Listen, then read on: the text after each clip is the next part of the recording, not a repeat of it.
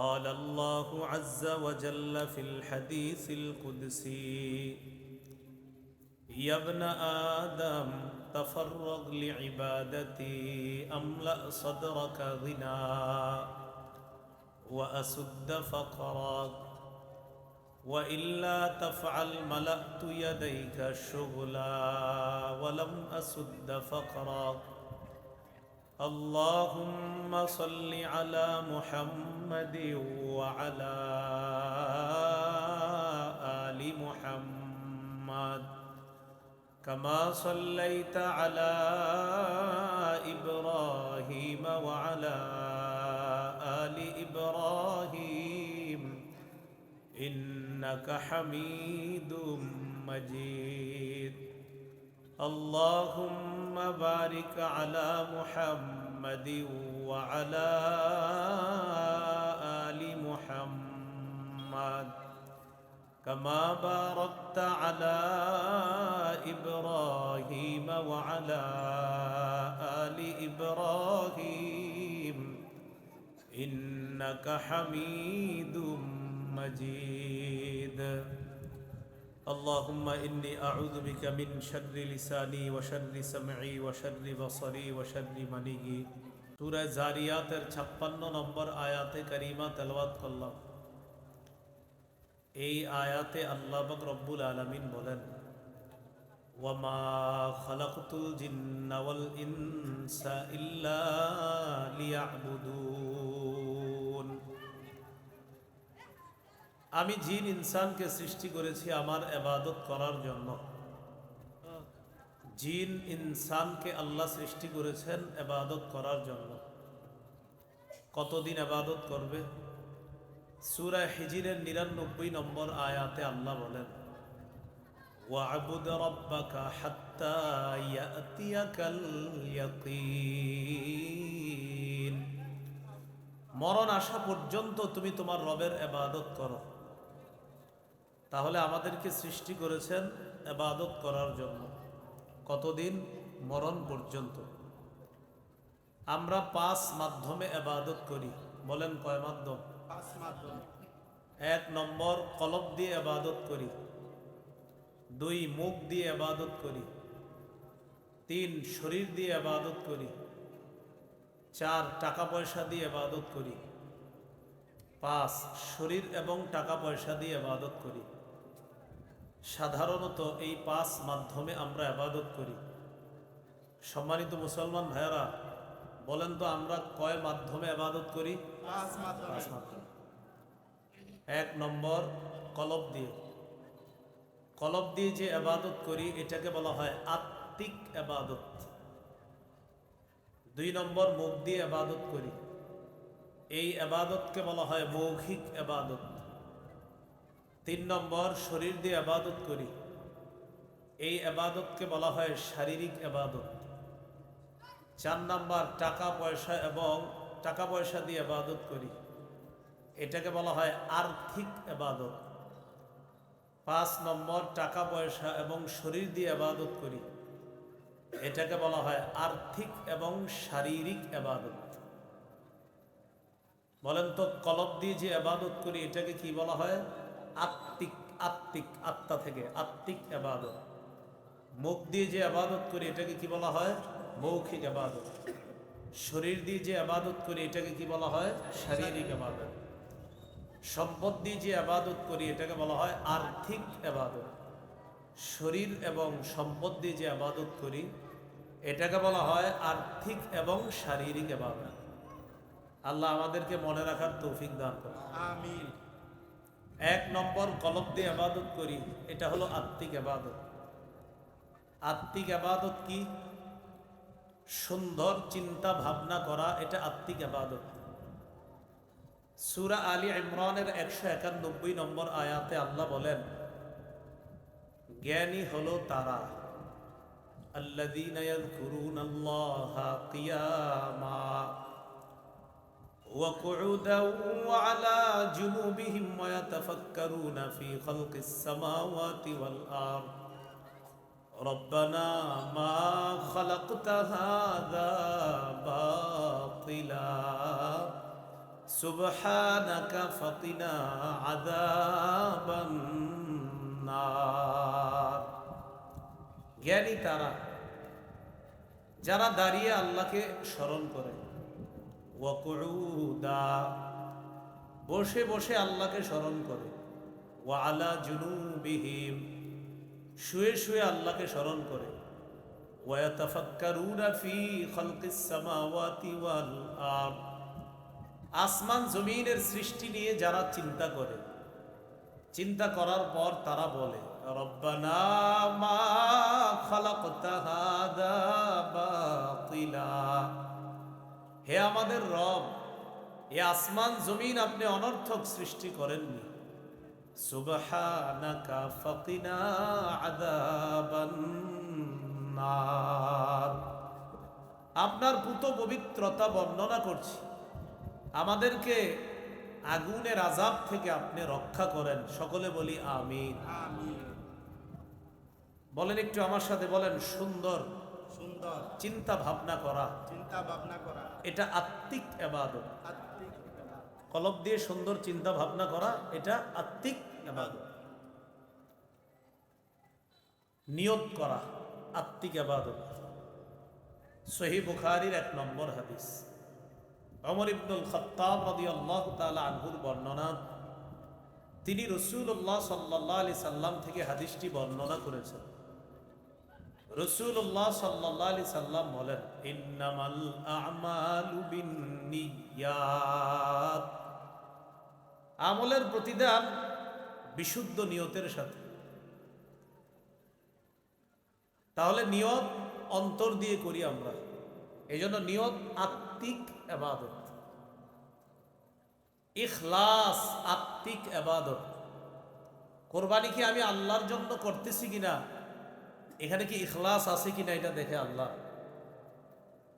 আল্লাহ পাক রব্বুল আলামিন বলেন, ওয়ামা উমিরু ইল্লা লিয়াবুদুল্লাহা মুখলিসিনা লাহুদ্দিন, তাদেরকে আদেশ করা হয়েছে তারা যেন দ্বীনকে আল্লাহর জন্য খাঁটি করে একনিষ্ঠভাবে আল্লাহর ইবাদত করে। রাসূলুল্লাহ সাল্লাল্লাহু আলাইহি সাল্লামকে আল্লাহ হুকুম করে, কুল ইন্নী উমিরতু আন আ'বুদাল্লাহা মুখলিসাল লাহুদ্দিন। 23 পারা 19 পৃষ্ঠার একদম শুরুতে আছে। নবী আপনি বলেন, আমাকে আদেশ করা হয়েছে আমি যেন একনিষ্ঠভাবে খাঁটিভাবে আল্লাহর ইবাদত করি। ইখলাসের 3টা উপকার, বলেন কয়টা? 1 নম্বর, ইখলাসের কারণে আল্লাহ আমল কবুল করেন, ইখলাস না থাকলে আল্লাহ আমল কবুল করেন না। হাদিসের কিতাব নাসাই 3140 নম্বর হাদিস, রাসূলুল্লাহ সাল্লাল্লাহু আলাইহি সাল্লামকে প্রশ্ন করা হলো, আরাআইতা রাজুলান ওয়াসা ইয়ালতামিসুল আজরা ওয়াদ যিকরা ফামা লাহু ইয়া রাসূলুল্লাহ। হুজুর, এক ব্যক্তি আল্লাহর রাস্তায় জিহাদ করেছে, তার উদ্দেশ্য হলো আল্লাহর কাছ থেকে সওয়াব কামাই করা আর মানুষের কাছ থেকে বাহবা কামাই করা, এটা হলো তার উদ্দেশ্য। এক ব্যক্তি আল্লাহর রাস্তায় জিহাদ করেছে, তার উদ্দেশ্য হলো আল্লাহর কাছ থেকে প্রতিদান পাওয়া আর মানুষের কাছ থেকে বাহবা কামাই করা। মানুষ বলবে লোকটা অনেক বড় পালোয়ান। ফামালাহু ইয়া রাসূলুল্লাহ, হুজুর এই ব্যক্তি কি পাবে, কি সওয়াব পাবে? নবী জবাব দিলেন, লা শাইআ লাহু, সে কিছুই পাবে না।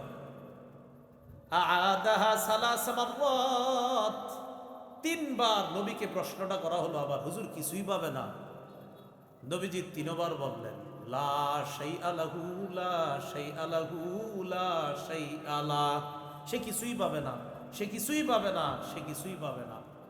হাদিসের শেষে নবী বলেন, ইন্নাল্লাহা লা ইয়াকবালু মিনাল আমাল ইল্লা মা কানা লাহু খালিসা ওয়াবতুগিয়া বিহি ওয়াজহু। আল্লাহ ততক্ষণ পর্যন্ত আমল কবুল করেন না যতক্ষণ আমলটা আল্লাহর জন্য খাঁটিভাবে না হবে এবং আল্লাহকে খুশি করার জন্য না হবে। আল্লাহ আমাদের সকল ইবাদতগুলা, বিশেষ করে সামনে কোরবানি নামক ইবাদতটা যেন একমাত্র আল্লাহকে খুশি করার জন্য করতে পারি, আল্লাহ তৌফিক দান করেন। ইখলাসের 2য় উপকার, ইখলাসের সাথে কাজ করলে ওই কাজের প্রতিদান আল্লাহর পক্ষ থেকে দেওয়া হয়। এমনকি বিবির মুখে যদি কেউ ইখলাসের সাথে খাবারের লোকমা উঠায় দেয় তাকেও আল্লাহ সওয়াব দান করে। সহিহ বুখারীর 56 নম্বর হাদিস, সাদ ইবনে আবি ওয়াক্কাস রাদিয়াল্লাহু তাআলা আনহুকে রাসূলুল্লাহ সাল্লাল্লাহু আলাইহি সাল্লাম বলেন, ইন্নাকা লান তুনফিকা নাফাকাতান তাবতাগী বিহা ওয়াজহাল্লাহ ইল্লা উজিরতা আলাইহা হাত্তা মা তাজআলু ফি ফামি ইমরাআতিক। তুমি যতক্ষণ পর্যন্ত আল্লাহকে খুশি করার জন্য দান সদকা করবা, ততক্ষণ তোমাকে ওই দানের প্রতিদান আল্লাহর পক্ষ থেকে দেওয়া হবে। এমন কি, সবাই বলেন এমন কি, তুমি যদি তোমার বিবির মুখে যা উঠিয়ে দাও, খাবার উঠিয়ে দাও, ইখলাসের সাথে যদি আমলটা করো, এটারও প্রতিদান আল্লাহ দান করবে। বিবিরে কেউ খাওয়াই দিস ইখলাসের, এটার প্রতিদানও আল্লাহ দান করবে। ইখলাসের 3 নম্বর উপকার, গুনাহ মাফ হয়। সহিহ বুখারী 3467 নম্বর হাদিস, বাইনামা কালবুন ইউতিফু বিরাকিয়া কাদা ইয়াকতুলুহুল আতশ ফারাআতহু বাগিয়ুম মিন বাগায়া বনি ইসরাঈল। কূপের পাশে একটা কুকুর পিপাসায় কাতরায়, এমন পিপাসা যে পিপাসার কারণে কুকুরটা মারা যাবে যাবে অবস্থা। বনি ইসরাইলের এক ব্যভিচারিণী নারী কুকুরটাকে দেখে, দেখার পর তার মায়া হয়। ইখলাসের সাথে নাজাআত মুকাআহা, ওই নারী তার মৌজা খুলছে, খোলার পর মৌজা দিয়ে পানি আনছে, আনার পর ফাসাকাতহু, কুকুরকে পানি পান করায়া দেয়। আল্লাহ নবী বলেন, ইখলাসের সাথে আমল আল্লাহ এত কবুল করেছেন, গুফিরা লাহা বিহি, এতটুকু একটা ইখলাস ওয়ালা আমলের কারণে তার আগের সব গুনাহগুলো মাফ করে দেওয়া হয়। ইখলাস। তাহলে বলেন তো, ভুলে গেছেন আসল কথা। কয় মাধ্যমে ইবাদত করি? 5 মাধ্যমে। 1 নাম্বার অন্তর দিয়ে। অন্তরে একটা ইবাদত সুন্দর ফিকির করা, আরেকটা ইবাদত নিয়ত করা, আরেকটা ইবাদত ইখলাস। এই জন্য মনে রাখবেন, নিয়ত বিশুদ্ধ যদি আর ইখলাসের সাথে হয়, ছোট আমলও বিশুদ্ধ নিয়তের কারণে বড় হয়ে যায়, বড় আমল অশুদ্ধ নিয়তের কারণে ছোট হয়ে যায়। সবাই বলেন বলেন, ছোট আমল ছোট আমল বিশুদ্ধ নিয়তের কারণে, বিশুদ্ধ নিয়তের কারণে, ইখলাসের কারণে ইখলাসের কারণে বড় হয়ে যায়। বড় হয়ে যায়। বড় আমল বড় আমল অশুদ্ধ নিয়তের কারণে, অশুদ্ধ নিয়তের কারণে, ইখলাস না থাকার কারণে ইখলাস না থাকার কারণে ছোট হয়ে যায়। ছোট হয়ে যায়। একটা কিতাব আছে, নাম জামিউল উলুমি ওয়াল হিকাম। এই কিতাবের লেখকের নাম ইবনে রজব হাম্বলি রহমতুল্লাহ আলাই। 1 নম্বর খণ্ড 13 নম্বর পৃষ্ঠায় তিনি আনছেন, قال عبد الله بن المبارك رحمه الله رب عمل صغير تعزمه النية ورب عمل كبير تصغره النية। আব্দুল্লাহ ইবনুল মুবারক রহমতুল্লাহ আলাই বলেন, বিশুদ্ধ নিয়ত ছোট ছোট আমলকে বড় বানায় দেয়, আর অশুদ্ধ নিয়ত বড় আমলকে ছোট বানায় দেয়। নাউজুবিল্লাহ। বিশুদ্ধ নিয়ত ছোট আমলকে বড় বানায় দেয়, অশুদ্ধ নিয়ত বড় আমলকে ছোট বানায় দেয়। ইখলাসওয়ালা বিশুদ্ধ নিয়তের কারণে 1 টাকার প্রতিদান যে রব কত দিবে রব ভালো জানেন। ইখলাস ছাড়া অশুদ্ধ নিয়তের কারণে 1 কোটি দানের ফজিলত রব তো দিবেন না, বরং এটাকে ছোট বানাইতে বানাইতে একদম ছোট বানায়। ইখলাস নেই, নিয়ত অশুদ্ধ। কিন্তু ইখলাসওয়ালা বিশুদ্ধ নিয়তের 1 টাকা, এটা যে আল্লাহ কত বড় বানাবেন এটা আল্লাহ ভালো জানেন। এবার আমার সাথে একটু বলেন, লা ইলাহা ইল্লাল্লাহ।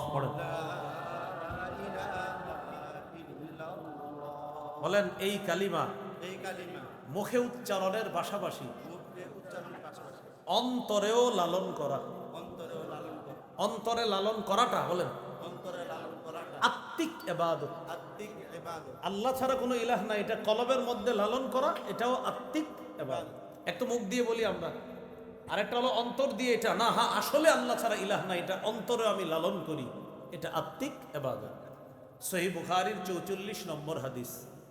قال رسول الله صلى الله عليه وسلم يخرج من النار من قال لا إله إلا الله وفي قلبه وزن شعيرة من خير ويخرج من النار من قال لا إله إلا الله وفي قلبه وزن برة من خير ويخرج من النار من قال لا إله إلا الله وفي قلبه وزن ذرة من خير রাসূলুল্লাহ সাল্লাল্লাহু আলাইহি সাল্লাম বলেন, যার অন্তরে গম পরিমাণ, জব পরিমাণ, অনু পরিমাণ ঈমান থাকবে, সে একদিন না একদিন জাহান্নাম থেকে বের হয়ে জান্নাতে প্রবেশ করবে। সুবহানাল্লাহ।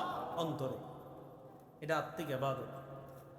আত্মিক ইবাদত আরেকটা তাওয়াক্কুল, আল্লাহর উপর ভরসা করা, এটাও আত্মিক ইবাদত।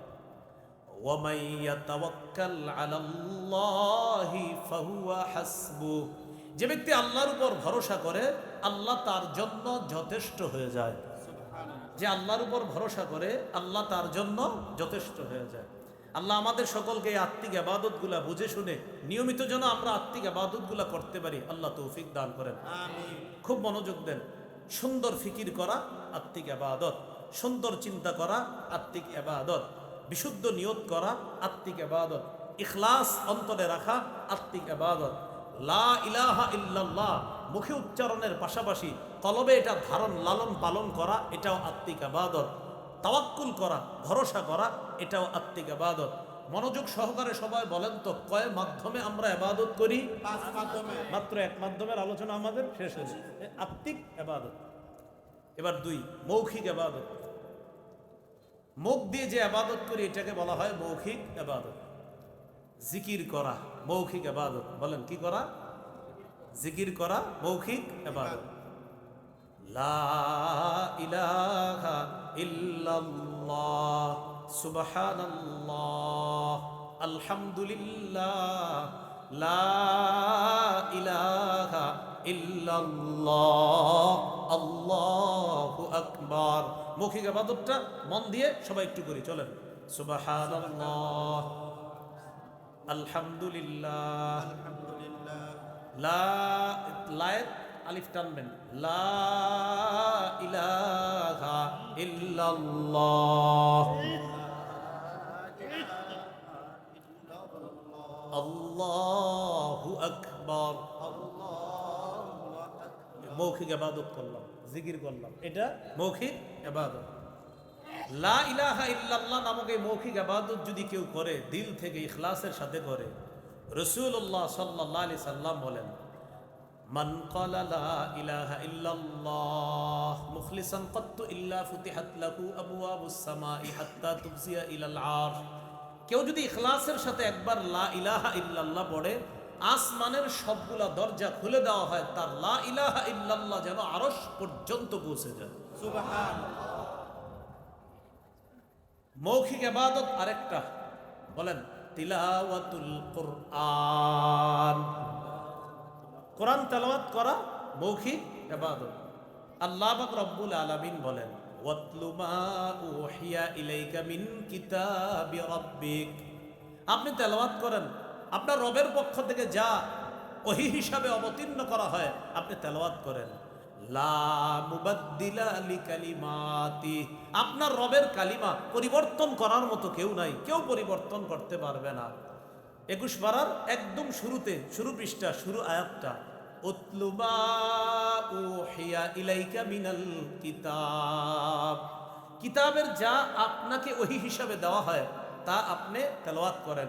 আল্লাহ আমাদের সকলকে বেশি বেশি কোরআন তেলাওয়াত করার তৌফিক দান করেন। আমিন।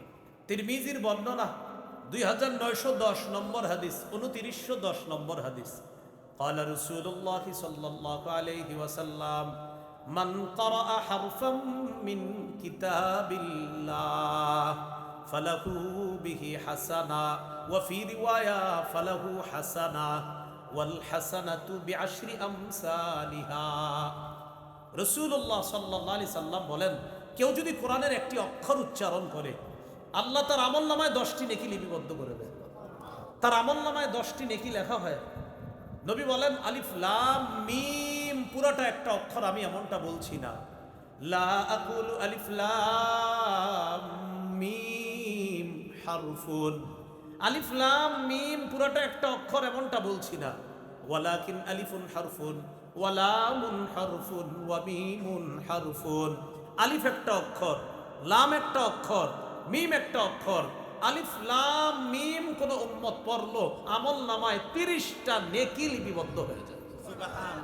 পড়েন আলহামদু আলহামদু আলহামদু আলহামদু আলহামদু। আলহামদু। হামজা লাম জবর আল, হামজা লাম জবর আল, হামিম জবর হাম, হামিম জবর হাম, দাল পেশ দু।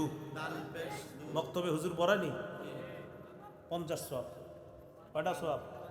আমরা সবাই 200 সওয়াব পেয়েছি। কয়শো? 200। কারণ আমরা 4 বার পড়ছি আলহামদু, হামজা লাম হা মিম দাল 5 অক্ষর। তা আমরা সবাই পড়ছি 4 বার, তাহলে 4 50 কত? 200।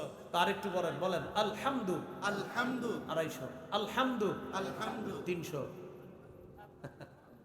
তাহলে বক্তব্যে যে হুজুর পড়ায় আর আপনার যে সন্তান পড়ে, লাভ না লস? হ্যাঁ, আল্লাহ আমাদেরকে এই শিক্ষার প্রতি আরো গুরুত্ব আরোপ করার তৌফিক দান করেন। আমিন। সহিহ বুখারীর বর্ণনা 5011 নম্বর হাদিস। এই হাদিসের বর্ণনাকারী বারা ইবনে আযিব রাদিয়াল্লাহু তাআলা আন, তিনি বলেন কানা রাজুলুন ইয়াকরাউ সূরাতাল কাহফি, এক ব্যক্তি সূরা কাহফ তেলাওয়াত করতেছিলেন। সূরা কাহফ পড়েননি জুমার দিন? জি তো হুজুররা কইছে খালি, আর তো কেউ কয় না। হ্যাঁ, সূরা কাহফ আলেম ছাড়া অন্যরা পড়েন কে কে দেখি? মাশাআল্লাহ, বারাকাল্লাহ, মাশাআল্লাহ। ইনশাআল্লাহ পড়বেন কারা? সবচেয়ে বড় উপকার, দাজ্জালের ফিতনা থেকে আল্লাহ আপনাকে হেফাজত করবে। সুবহান। তো এটা কেন পড়বেন না? জুমার দিন পড়ে ফেললেন। হাফেজ যারা আছেন আপনাদের তো 15-20 মিনিট লাগবে না, 15 মিনিট সর্বোচ্চ 15 মিনিট লাগবে। তো আপনি তো মসজিদে যাইতে যাইতে পড়ে ফেলতে পারেন হাফেজ সাহেবরা। তাহলে সূরাতুল কাহফটা মা বোনদেরকেও বলবেন পড়তে জুমার দিন, আপনারাও পড়বেন।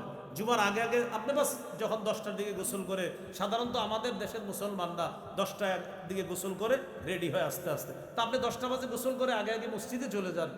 ইমাম সাহেব মিম্বরে বসে 12টা 25 বা 15তে বসে, তো এর আগে আপনি মসজিদে বৈশা দুখুলুল মসজিদ পড়লেন, পড়ার পর এরপরে যদি নফল নামাজ পড়তে মন চায় কিছু পড়লেন, আর যদি না আমি পড়বো না তো বসে বসে সূরা কাহফটা তেলাওয়াত করেন। এরপর খতিব সাহেব আসবে, উনি বয়ান করবে, তারপর আপনি বয়ানে মনোযোগ দিলেন। তা আপনারা গুরুত্ব দিয়ে আমলটা করেন, আল্লাহ তৌফিক দান করেন। আমিন। মা বোনদেরকেও বলবেন তারাও যেন জুমার দিনে আমলটা করে। আল্লাহ নারী পুরুষ সকলকে তৌফিক দান করেন। আমিন। তাহলে সবচেয়ে বড় লাভ কি? দাজ্জালের ফিতনা থেকে আল্লাহ হেফাজত করে। এক ব্যক্তি সূরা কাহফ তেলাওয়াত করতেছে, সহিহ বুখারীর 5011 নম্বর হাদিস শোনাচ্ছে। তো যখন তেলাওয়াত করতেছে, ওয়া ইলা জানিবিহি হিসানুন মারবুতুন বিশাতানাইন, তার পাশে একটা ঘোড়া বাঁধা 2টা রশি দিয়ে, যিনি তেলাওয়াত করতেছে। ফাতাকাশাতহু সাহাবা, আকাশের মেঘ এটারে ছায়া দিতেছে, মানে আকাশের মেঘের মতো একটা আইসা এরকম ছায়া দিতেছে। সুবহান। ফাজাআলা ইয়ানফিরু, ঘোড়া লাফানো শুরু করছে।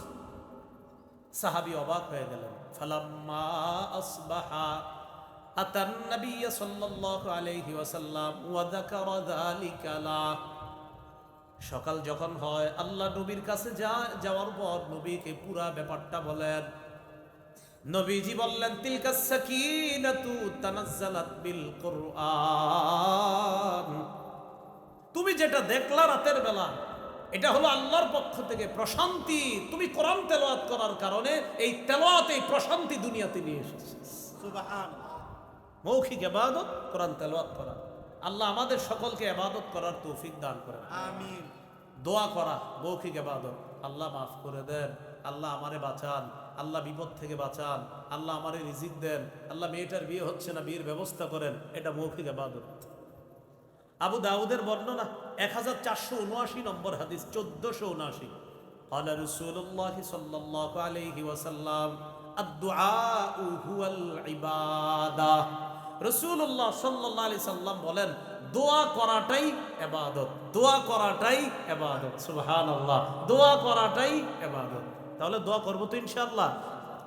সূরা আনআমের 55 নম্বর আয়াতে আল্লাহ বলেন, উদউ রাব্বাকুম তাদাররুআন ওয়া খুফিয়া, তোমরা তোমাদের রবকে ডাকো তাদাররুআ, বিনীতভাবে, বিনয়ের সাথে, ওয়া খুফিয়া, চুপিসারে।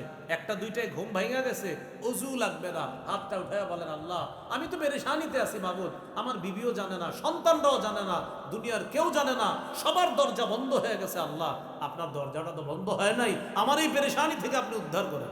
সুবহানাল্লাহ। চুপিসারে এইভাবে আল্লাহরে বলেন। আল্লাহ আমাদের সকলকে দোয়া করার তৌফিক দান করেন। আমিন। এটা কি আবাদত? মৌখিক আবাদত। আবাদত কয় মাধ্যমে করি? 5 মাধ্যমে। 3 নাম্বার শারীরিক আবাদত, যে আবাদত আমরা শরীর দিয়ে করি, যেমন নামাজ। যেমন কি? নামাজ। সূরা হজের 77-78 নম্বর আয়াতে আল্লাহ বলেন, ইয়া আইয়ুহাল্লাযীনা আমানুরকাউ ওয়াসজুদু ওয়া'বুদু রাব্বাকুম ওয়াফআলুল খায়রা লাআল্লাকুম তুফলিহুন। হে ঈমানদারগণ, ইরকাউ, তোমরা রুকু করো, ওয়াসজুদু, সিজদা করো, ওয়া'বুদু রাব্বাকুম, তোমরা তোমাদের রবের ইবাদত করো, ওয়াফআলুল খায়র, ভালো কাজ করো, লাআল্লাকুম তুফলিহুন, যাতে তোমরা সফলকাম হও। ক্বালা রাসূলুল্লাহ সাল্লাল্লাহু আলাইহি ওয়াসাল্লাম, লাউ আন্না নাহরান বিবাবি আহাদিকুম ইয়াগতাসিল, শরীরে কি কোনো ময়লা থাকবে? তো সাহাবীরা জবাব দিছে, লা ইয়াবকা মিন দারানিহি শাই, হুজুর তার শরীরে কোনো ময়লা থাকবে না।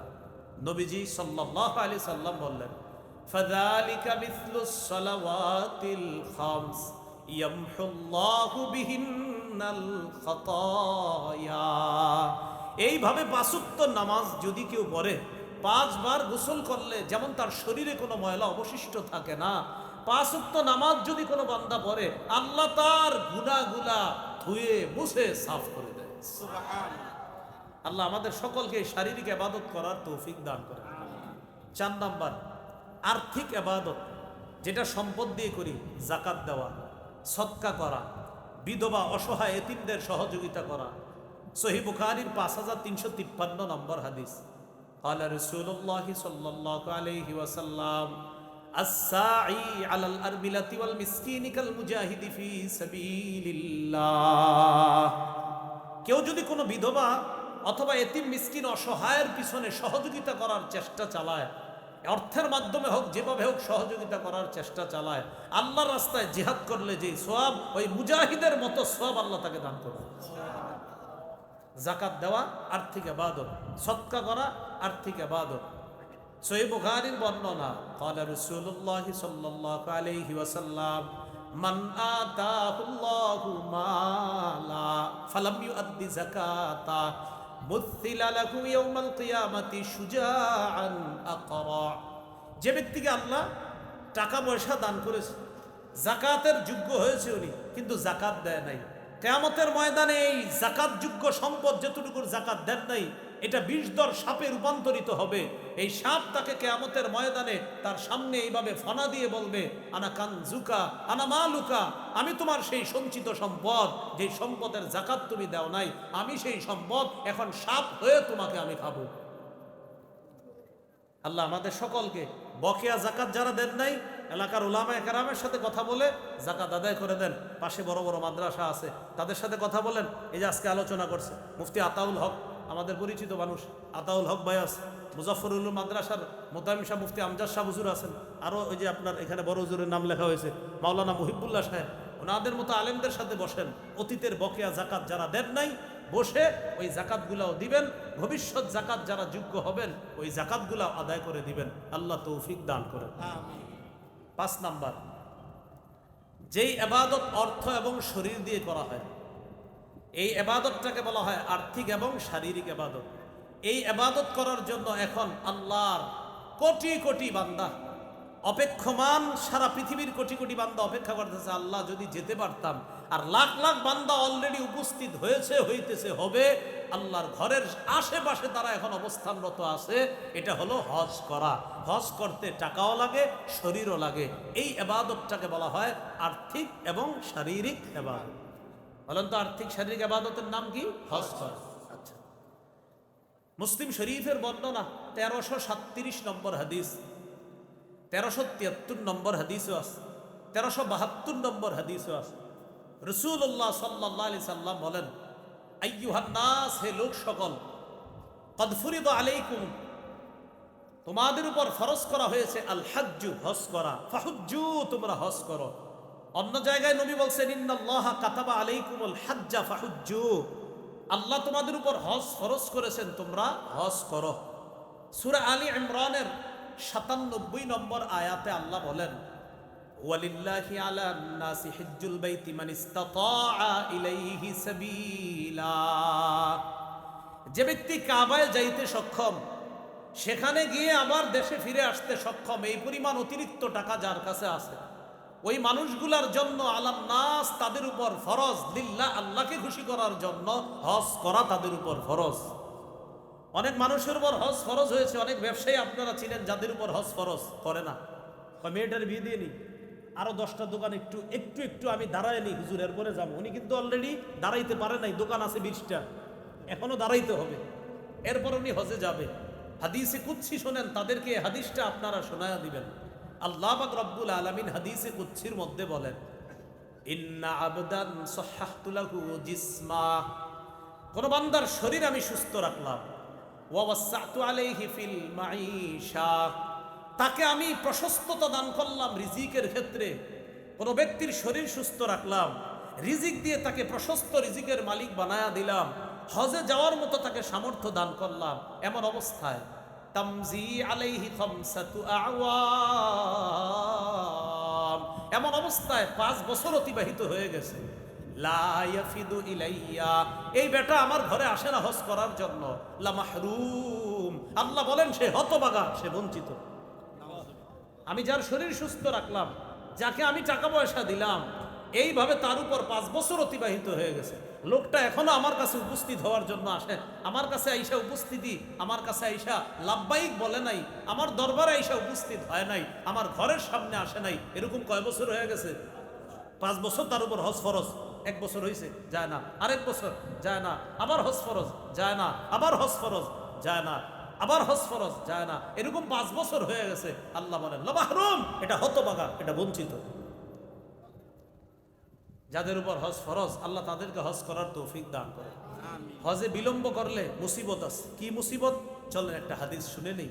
ইবনে মাজাহ হাদিসের কিতাব 2883 নম্বর হাদিস, 2883 এই হাদিসের মধ্যে আছে, ক্বালা রাসূলুল্লাহ সাল্লাল্লাহু আলাইহি ওয়াসাল্লাম, মান আরাদাল হজ্জ ফালইয়াতাআজ্জাল, যে ব্যক্তি হজের নিয়ত করে সে যেন তাড়াতাড়ি হজ করে। কেন?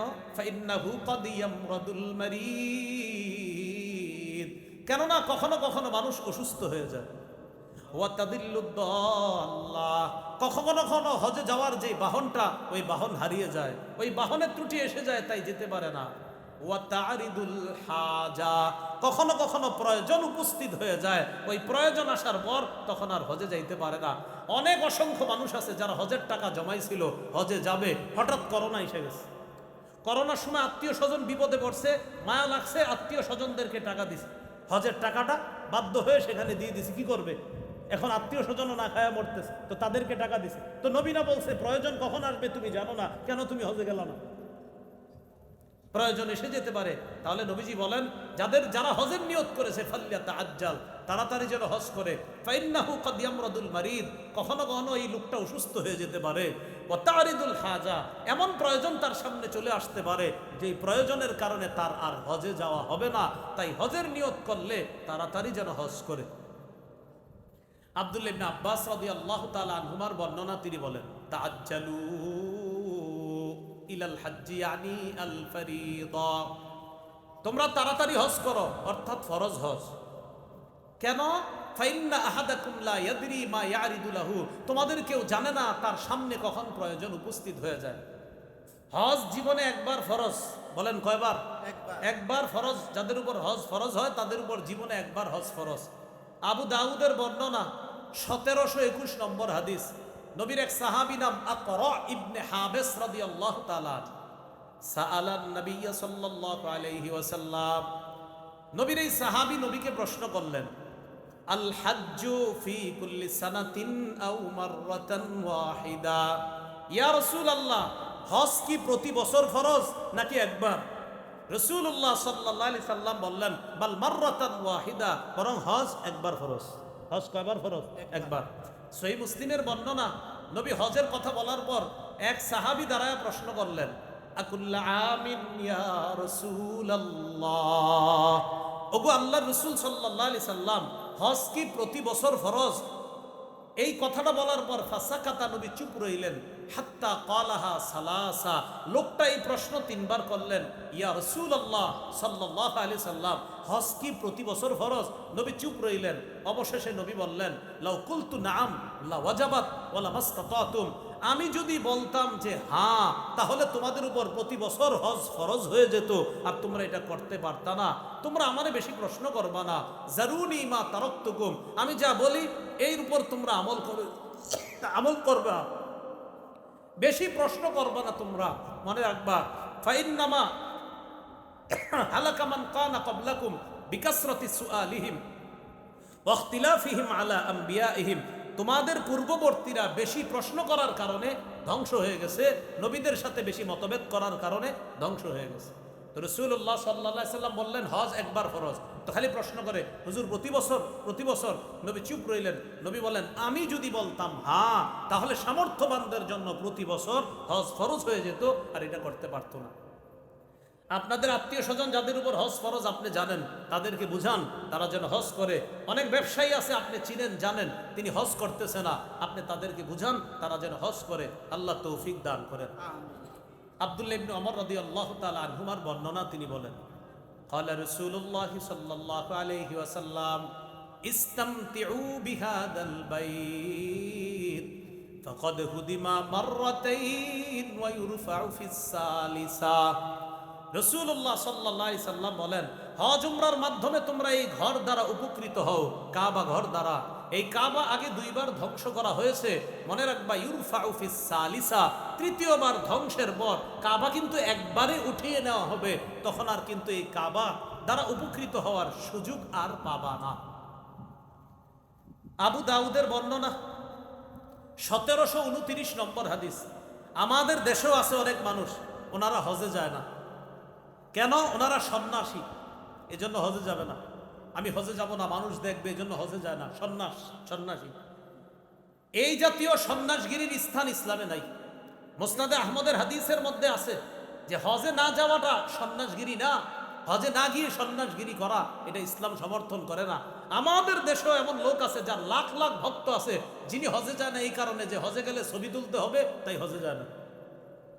হজে গেলে কি করতে হবে? এই জন্য কোথায় যায় না? ছবি তোলা, আমরাও বলি ছবি তোলা অপ্রয়োজনীয়, ছবি তোলা ঠিক না, এটা সত্যি কথা। অপ্রয়োজনীয় ছবি তোলা অন্যায়, কিন্তু পাসপোর্টের ছবি, এটা কি অপ্রয়োজনীয় না প্রয়োজনীয়? প্রয়োজনীয়। তো অপ্রয়োজনীয় একটা, আরেকটা প্রয়োজনীয়। পাসপোর্টের ছবি এটা প্রয়োজনীয়, এটা তুলতে হবে, তুলে হজে যেতে হবে। তো অনেকে বলে যে ছবি তোলা লাগে, এই জন্য হজে যায় না। নাউজুবিল্লাহ, এটা সন্ন্যাসগিরি না।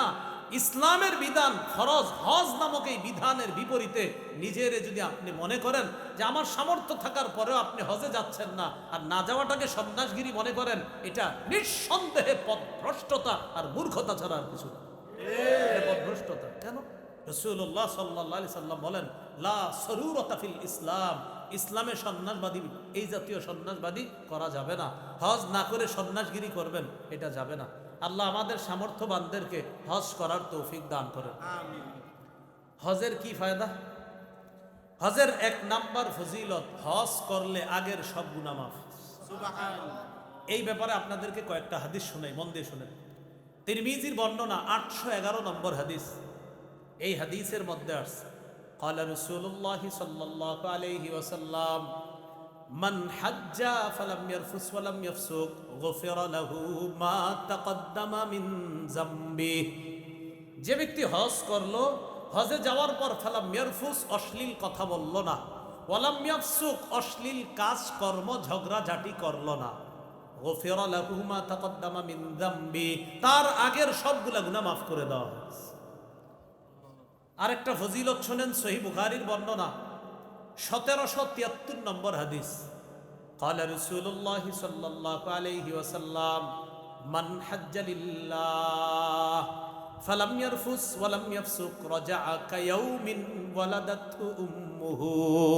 যে ব্যক্তি আল্লাহর জন্য হজ করলো, হজের মধ্যে গিয়ে অশ্লীল কাজ করলো না, অশ্লীল কথা বললো না, অশ্লীল বাক্য আলাপ করলো না, অশ্লীলতায় লিপ্ত হলো না, সে হজ থেকে এমনভাবে ফিরবে যেন তার মা আজকে তাকে জন্ম দিছে। নবজাতক শিশুর মতো সে হজ থেকে ফিরবে। আরেকটা বর্ণনা শুনেন, ক্বালা রাসূলুল্লাহ সাল্লাল্লাহু আলাইহি ওয়াসাল্লাম মান হাজ্জাল বাইতা ফাকাদা মানাসিকা। যে ব্যক্তি হজ করলো আর হজের বিধিবিধানগুলো সঠিকভাবে পালন করলো, ওয়া সালিমাল মুসলিমুনা মিন লিসানিহি ওয়া ইয়াদিহি, আর মুসলমানরা তার হাত এবং জবানের কষ্ট দেওয়া থেকে নিরাপদ থাকলো। অনেকে হজে গিয়ে তওয়াফ করার সময় কাবা ঘর চুমা দিতে গিয়ে অন্য মুসলমানদেরকে ধাক্কায় কষ্ট দিবেন না, এই কষ্ট দেওয়া ঠিক না। আপনি যদি পারেন কাবা ঘরের ওই হজরে আসওয়াদে চুমা দিবেন, কিন্তু মুসলমানদের ধাক্কায়া কষ্ট দিয়া এইভাবে চারোদিকে ফালায়া দেয়া কাবা ঘরে চুমা দেওয়া না, এটা আপনাকে বলে নাই যে আরেক মুসলমানকে আপনি ধাক্কা দিবেন, কষ্ট দিবেন, ফেলে দিবেন আর এইভাবে গিয়ে কাবায় চুমা দিবেন, এটা আপনি করবেন না। পারলে চুমা দিবেন, না পারলে সমস্যা নাই, আপনি তওয়াফ করেন। মুসলমানকে ধাক্কাইয়া কাবায় চুমা দিবেন না। কারণ নবীজি সাল্লাল্লাহু আলাইহি সাল্লাম বললেন, যে ব্যক্তি হজ করলো ফাকাদা মানাসিকা, হজের বিধিবিধানগুলো সঠিকভাবে পূর্ণ করলো, ওয়া সালিমাল মুসলিমুনা মিন লিসানিহি ওয়া ইয়াদিহি, আর ওই ব্যক্তি থেকে অন্য হাজী সাহেবরা তার মুখ এবং হাতের কষ্ট দেওয়া থেকে বিরত থাকলো, রাসূলুল্লাহ সাল্লাল্লাহু আলাইহি সাল্লাম বলেন গুফিরা লাহু মা তাকদ্দামা মিন যামবি, তার আগের গুনাহগুলো মাফ করে দেওয়া হলো। যারা হজে গিয়েছে আলহামদুলিল্লাহ, যারা যাব নিয়ত করেছি আমরা সেখানে গিয়ে মুখ আর হাত দিয়ে কাউকে কষ্ট দিব না, বলেন ইনশাআল্লাহ। তাহলে যদি পারি হজরে আসওয়াদে চুমা দিব, চেষ্টা করব চুমা দেওয়ার, কিন্তু এর মানে এই না আমার আশেপাশের হাজিদেরকে ধাক্কায়া আমি ফেলে দিলাম, তাদেরকে কষ্ট দিয়ে গিয়ে আমি চুমা দিলাম, এটা করব না। ঠিক আছে তো ইনশাআল্লাহ? আপনি ইনশাআল্লাহ পাইবেন চান্স, একটু অপেক্ষা করবেন। খালি রাতে দেখবেন একটা সময় একটু ভিড় কম থাকে, তখন সবাই একটু হোটেলে চলে যায়, ঘুমায়া যায়, ওই টাইমে একটা চান্স দিতে পারেন না? ওই টাইমে চান্স দিবেন, দেখবেন 7-8 বার চুমা দিতে পারবেন। এই জন্য অপেক্ষা থাকবেন, আল্লাহ তো আপনারা দেখতেছে, অপেক্ষায় থাকবেন যে কখন একটু ভিড় কম, তো এই সময় গিয়ে আসতে আপনি কাজটা করে চলে আসেন, হজরে আসওয়াদকে চুমা দিয়ে চলে আসেন। একটা রাত 1টা, 1:30, 2টার দিকে অপেক্ষায় থাকেন, ওই টাইমে একটু ভিড় কম থাকে, সবাই হোটেলে যায়, একটু আরাম করে আবার 2টা, 2:30টায় সবাই হারামে চলে আসে। তো এর আগের মুহূর্তটা আপনি অপেক্ষা করবেন যে কখন একটু ভিড় কম থাকে, তখন গিয়ে আপনি হজরে আসওয়াদে চুমা দিয়ে চলে আসেন। এই চান্সগুলো মানুষ বুঝে না, অপেক্ষা করতে হবে আপনার। এই চান্স এইভাবে নেবেন, আল্লাহ তৌফিক দান করেন। তাহলে কি শিখলাম? হজে গিয়ে কাউকে কষ্ট দেওয়া যাবে না, মুখ দিও না, হাত দিও না, তাহলে আমার আগের গুনাহগুলা মাফ করে দেওয়া হলো। সহিহ মুসলিমের বর্ণনা 121 নম্বর হাদিস, মাদ্রাসার পাঠ্যপুস্তক অনুসারে এই হাদিসের মধ্যে আসছে রাসূলের সাহাবী আমর ইবনুল আস মুমূর্ষ অবস্থায় খুব পেরেশানির মধ্যে আছে। তখন তাকে বলা হলো, আমা আলিমতা ইয়া আমরু আন্নাল ইসলাম ইয়াহদিমু মা কানা ক্বাবলা, আমর তুমি কি জানো না ইসলাম আগের গুনাহগুলা মিটায়া দেয়, ওয়া আন্নাল হিজরাতা তাহদিমু মা কানা ক্বাবলাহা, হিজরত আগের গুনাহগুলা মিটায়া দেয়, ওয়া আন্নাল হাজ্জা ইয়াহদিমু মা কানা ক্বাবলাহু, আর হজ আগের গুনাহগুলা ধ্বংস করে দেয়, ধুয়ে মুছে সাফ করে দেয়। তাহলে হজের ফজিলত জানলাম। 2 নম্বর হজ্জে মাবরুরের ফজিলত, বলেন কোন হজ? এতক্ষণ জানলাম শুধু হজ, এখন হজ্জে মাবরুর। আল্লাহ আমাদের সকলকে, আমরা যারা হজ করার নিয়ত করেছি, আমাদেরকে যেন আল্লাহ হজ্জে মাবরুর নসিব করে, আমিন। সহিহ বুখারীর বর্ণনা 1373 নম্বর হাদিসের মধ্যে আসছে, রাসূলুল্লাহ সাল্লাল্লাহু আলাইহি সাল্লাম বলেন, আল হাজ্জু ওয়াল উমরা কাফফারাতুল লিমা বাইনাহুমা, হজ এবং উমরা, আল উমরাতু ইলাল উমরাতি কাফফারাতুল লিমা বাইনাহুমা, এক উমরার মাঝে আরেক উমরা, 2 উমরার মধ্যবর্তী গুনাহগুলা পরবর্তী উমরাটা ওই গুনার কাফফারা হয়ে যায় মাঝখানে। এরপরে রাসূল সাল্লাল্লাহু আলাইহি সাল্লাম বলেন, ওয়াল হাজ্জুল মাবরুর লাইসা লাহু জাযাউন ইল্লাল জান্নাহ, হজ্জে মাবরুরের প্রতিদান একমাত্র আল্লাহর জান্নাত। সুবহানাল্লাহ। সহিহ বুখারীর 1520, 1521 এই হাদিসগুলোর মধ্যে হজ সম্পর্কে লম্বা আলোচনা। তিরমিজির বর্ণনা 810 নম্বর হাদিস, এই হাদিসের মধ্যে আসছে রাসূলুল্লাহ সাল্লাল্লাহু আলাইহি সাল্লাম বলেন, তাবিউ বাইনাল হাজ্জি ওয়াল উমরা, তোমরা একই সফরে হজ এবং উমরা একটার পর আরেকটা আদায় করো, মানে একই সফরে হজ উমরা পরপর আদায় করো তোমরা। এরপরে নবী বলেন, ফাইন্নাহুমা ইয়ানফিয়ানিল ফাকরা ওয়াদ দুনুবা কামা ইয়ানফিল কিরু খাবাসাল হাদিদ, ওয়াদ-যাহাবি ওয়াল ফিদ্দা, কামারের হাপর, লোহা, স্বর্ণ, রূপার ময়লাগুলা যেমন দূর করে দেয়, হজ এবং উমরা মানুষের দারিদ্রতা এবং গুনাহগুলাকে ধুয়ে মুছে সাফ করে দেয়। হজ করলে কি টাকা খরচ হয় কিনা? আরে হজ করলে টাকা খরচ হয় না? কিন্তু হজ করলে টাকা খরচ হয়, নবী কয় দারিদ্রতা দূর হয়। সুবহানাল্লাহ। হজ করলে টাকা খরচ হয়, নবী কি কয় দারিদ্রতা দূর হয়। ইয়াকিন করতে হবে নবীর কথা। হজ করলে 7 লাখ খরচ হইতেছে, নবী কয় তোমার দারিদ্রতা দূর হবে, আমি নবী বলছি।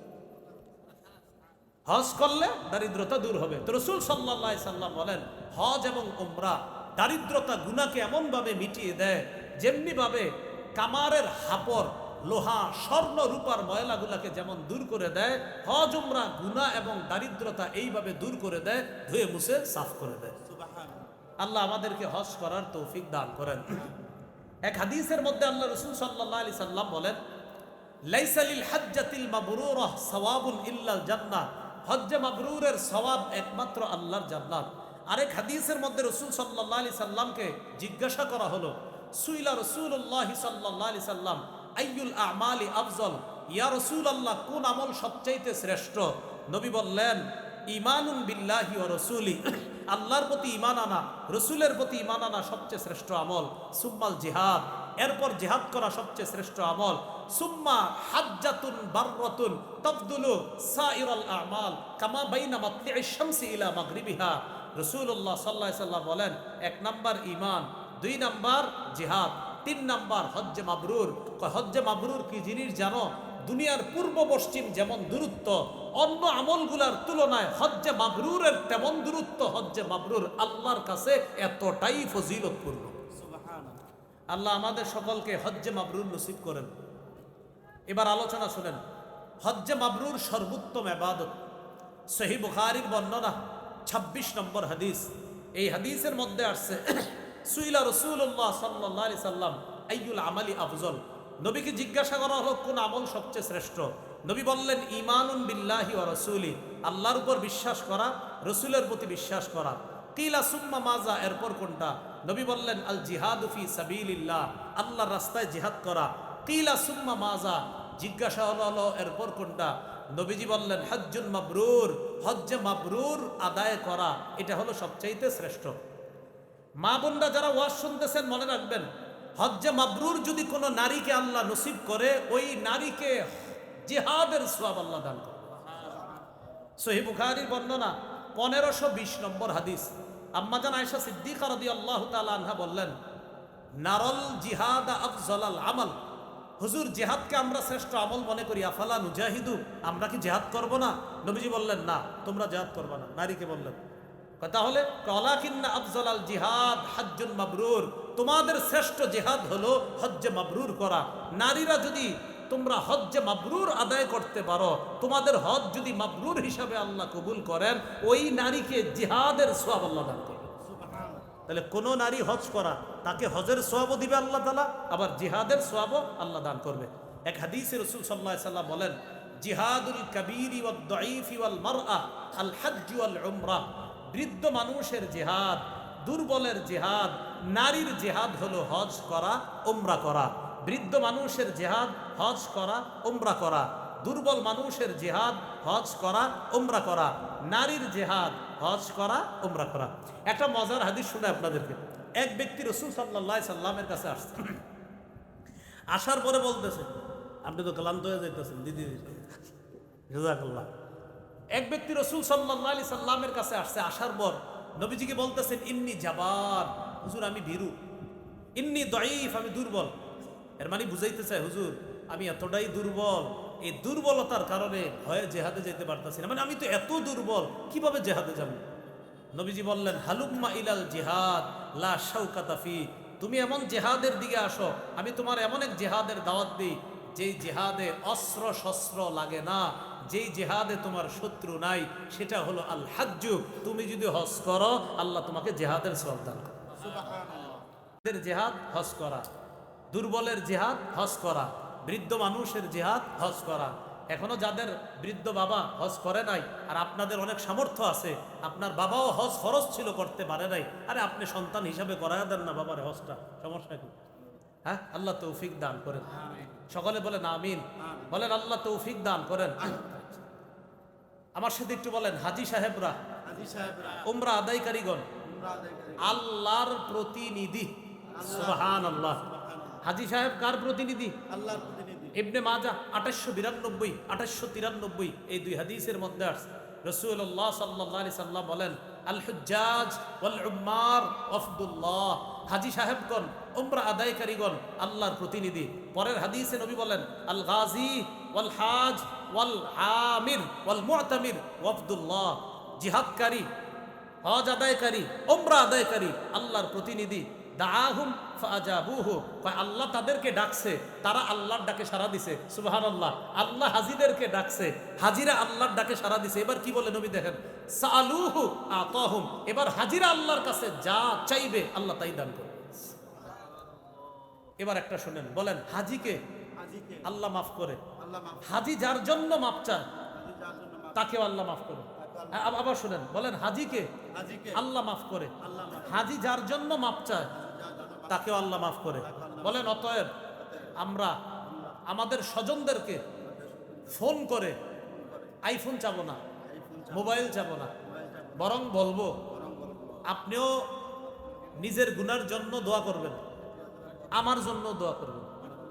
তাহলে নিজের গুনাহ মাফের জন্য হাজী সাহেব যারা হজে গেছে এই এলাকার, ফোন দিয়া বলবেন আইফোন চাইেন না। ওই যে অনেকে মোবাইল টোবাইল অনেকের কিছু কথা বলে দেয়, কাকা আপনি যাইতেছেন হজে, তো আওয়ার সময় এরকম নির্লজ্জ আর বেহায়া টাইপের মানুষ বেচারা ওখানে গেছে হজ করতে, ফোন দিয়া কয়